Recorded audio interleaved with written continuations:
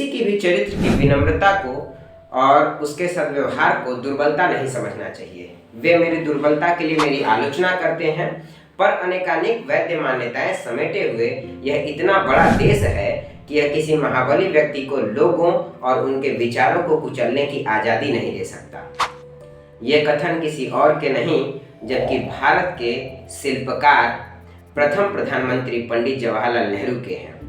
जी हाँ, यह वही व्यक्ति हैं जिन्होंने अपनी 200 करोड़ की संपत्ति का 196 करोड़ देश को दे दिया। जी हाँ, ये वही प्रधानमंत्री हैं जिनकी हम हर रोज आलोचना करते नहीं थकते। जैसे ही हमें कोई व्हाट्सएप फॉरवर्ड मिलता है, हम उसे सच मान करके अरे ये तो नेहरू की गलती थी, अरे ये तो नेहरू की गलती थी, तुरंत कह लेते हैं। लेकिन क्या आपने कभी उनके बारे में कुछ विस्तार से पढ़ने की कोशिश की? तो जवाब होता है कि नहीं जी, हम तो व्हाट्सएप पर जान गए और यहाँ जान गए। तो जरा हम उनके महत्व को समझें। क्यों हम पंडित नेहरू के महत्व को समझना चाहते हैं? तो आप देखेंगे कि अभी म्यांमार में लगातार आंदोलन हो रहा था कि हमें लोकतंत्र दे दो, हमें लोकतंत्र दे दो, हमारे प्रधानमंत्री को आपने रखा है, हमारे प्रधानमंत्री को आप छोड़ दीजिए। आप देखिए पाकिस्तान में आज तक लगातार लोकतंत्र की मांग हो रही है। क्या वहां पर लोकतंत्र है जहां पर लगातार 5 वर्ष तक प्रधानमंत्री काम ही नहीं कर पा रहे हैं? आप श्रीलंका की हालत देखिए, क्या हालत है, वहां पर लोकतंत्र है। तो ऐसे में जो सबसे बड़ा रोल है, जो सबसे पहला काम है पंडित जवाहरलाल नेहरू का, वो है भारत में लोकतांत्रिक मूल्यों की स्थापना करना।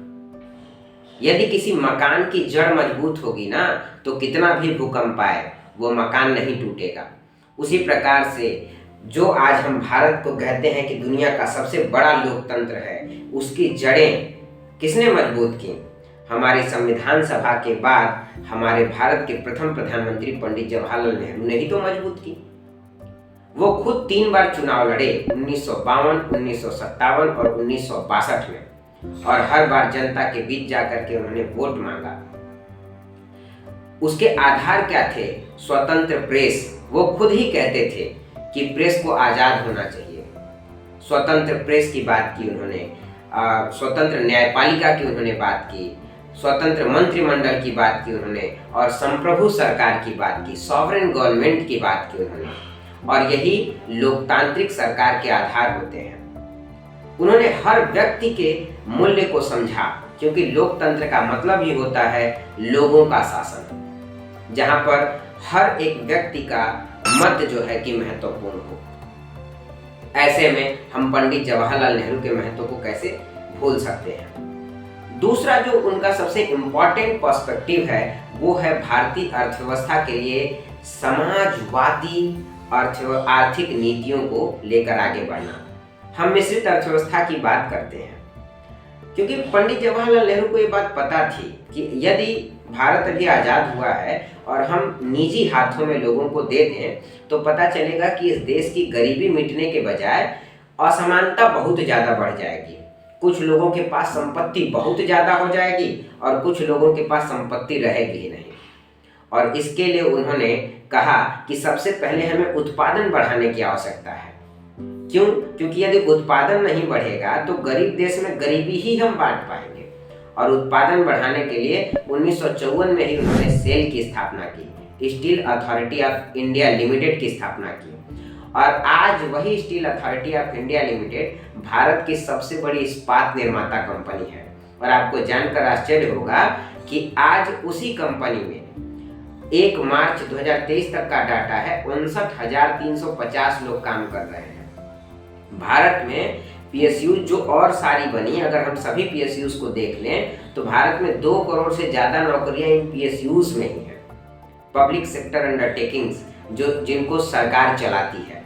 और आज जो अधिकांश कल्याणकारी योजनाएं आ रही हैं, वो कहाँ से आ रही हैं? आप देखते हैं सरकार लगातार इन पीएसयूज का क्या कर रही है? विनिवेश कर रही है, इनके हिस्से को बेच रही है, और उसी से तो आपको पैसा मिल रहा है जो कल्याणकारी योजनाओं के द्वारा मिल रहा है। आयुष्मान भारत योजना हो, इलाज के लिए 5 लाख रुपए मिल रहे हैं, या फिर दूसरे और भी चीज़ें, आपको अनाज मिलता है फ्री का। ये कहाँ से आता है? यहीं से तो ये पैसे आते हैं जो कल्याणकारी योजनाओं के लिए खर्च होते हैं।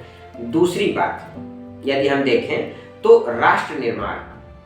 पंडित जवाहरलाल नेहरू को पता था कि यदि इस देश को आगे बढ़ाना है ना, तो हमें सबसे पहले शिक्षा, स्वास्थ्य और जन जागरूकता पर ध्यान देना होगा। और उसके लिए उन्होंने 1951 में ही शिक्षा पर 19.8 करोड़ रुपए खर्च किए थे। और आप देखेंगे कि लगातार ये खर्च बढ़ते बढ़ते 1964 आते आते 146.24 करोड़ रुपए के आसपास हो गया था। तो आप इसे समझ सकते हैं कि उन्होंने शिक्षा पर भी ध्यान देने के लगातार एक बड़ा बजट खर्च किया। नेहरू दूरदर्शी व्यक्ति थे और यही कारण है कि आप देखेंगे कि उसी समय उन्होंने अपने शासनकाल के दौरान ही आईआईटीज की स्थापना की थी। इंडियन इंस्टीट्यूट ऑफ टेक्नोलॉजी, जो आईआईटीज आज देखते हैं कि पूरे विश्व में इंटेलेक्चुअल्स को भेजते हैं। उन आईआईटीज से काम करके लोग दूसरे देशों में जाकर के काम कर रहे हैं और भारत को तो आगे बढ़ा ही रहे हैं। नेहरू की दूरदर्शिता का प्रमाण इससे मिलता है कि 1962 में ही आप देखते हैं इसरो की स्थापना हो गई थी, इंडियन स्पेस रिसर्च ऑर्गेनाइजेशन, जो आज चंद्रयान 3 जैसे मिशन को लॉन्च कर रहा है। आज वही ISRO इसरो जो है, आप देखेंगे कि दूसरे देशों की सैटेलाइट को लॉन्च कर रहा है। क्या उस समय के भारत के आसपास के कोई देश चीन को छोड़ करके लोकतांत्रिक तरीके से इसरो जैसी संस्था की स्थापना कर पाए? नहीं कर पाए। चीन इसलिए कर पाया क्योंकि चीन में लोकतांत्रिक शासन व्यवस्था नहीं थी, चीन में साम्यवादी शासन व्यवस्था थी। और लोकतंत्र में आप समझते हैं कि हर व्यक्ति के मूल्य को लेते हुए और देश को आगे बढ़ाने की बात होती है। नेहरू कह सकते हैं कि दुनिया के नायाब उदाहरणों में से एक हैं जो इतनी ज्यादा शक्ति और सत्ता होते हुए, जनता का समर्थन होते हुए तानाशाह नहीं हुए। नेहरू लगातार जनता के बीच जाते रहे चुनाव में वोट मांगने के लिए।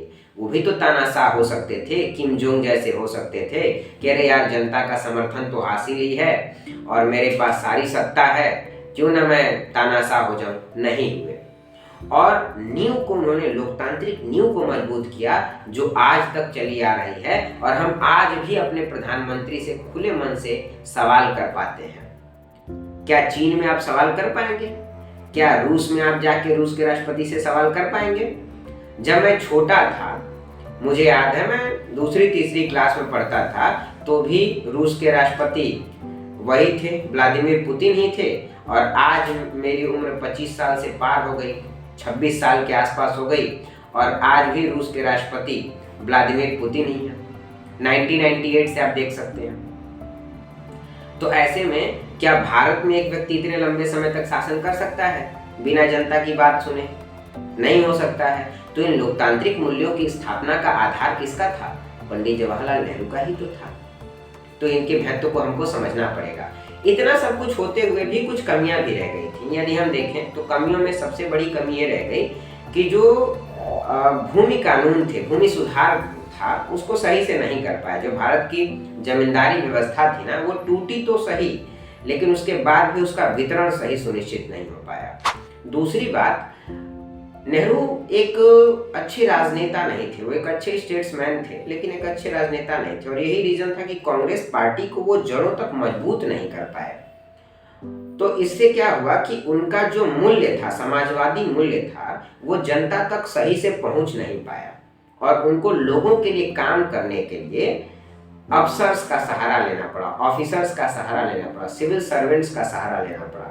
और उससे कहीं ना कहीं अगर हम देखें तो अफसरशाही का महत्व बढ़ गया और लगातार उसी कारण से भारत में भ्रष्टाचार भी बढ़ता रहा। पंडित जवाहरलाल नेहरू प्राथमिक शिक्षा पर उतना ज्यादा काम नहीं कर पाए और आप देखेंगे कि उसके बाद से भी प्राथमिक शिक्षा पे काम नहीं किया गया और वो आज तक बना हुआ है कि जो भारत की प्राथमिक शिक्षा व्यवस्था है वो बहुत बेहतरीन हो नहीं पाई। हालांकि अभी न्यू एजुकेशन पॉलिसी के बाद कुछ सुधारों की उम्मीद तो है, लेकिन जब तक उसका पूरी तरह से इम्प्लीमेंटेशन नहीं होता है क्या ही कहा जा सकता है। तो ये वीडियो कैसी लगी? यदि अच्छी लगेगी तो कमेंट करिएगा, इस वीडियो को लाइक करिएगा और अपने दोस्तों तक शेयर जरूर करिएगा। Thank you. Have a nice day.